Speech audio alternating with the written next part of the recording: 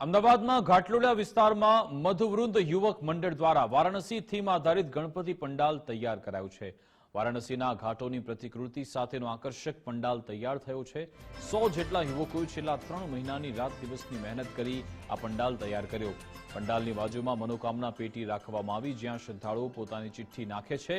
ગણપતિ વિસર્જન સાથે આ ચિઠ્ઠીઓનું પણ વિસર્જન થશે।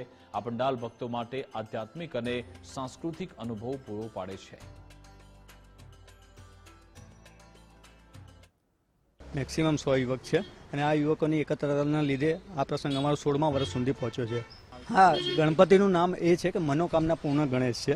એકચ્યુઅલી ગણપતિનું નામ મનોકામના પૂર્ણ એટલા માટે રાખ્યું છે, જે બી કંઈ મનોકામના હોય, મનોકામના તમારી અંદર એ લખવાની છે અને આ પેટી એક રાખી છે અમે। એ પેટીની અંદર એ મનોકામના નાખવાની છે। જે દિવસે દાદાનું વિસર્જન કરીએ છીએ, સાથે સાથે મનોકામના પેટીનું બી વિસર્જન કરીએ છીએ। આવતા વર્ષ સુધી દરેક સભ્યોની અને દરેક દર્શનાર્થીઓની એ ઈચ્છા પૂરી થાય છે।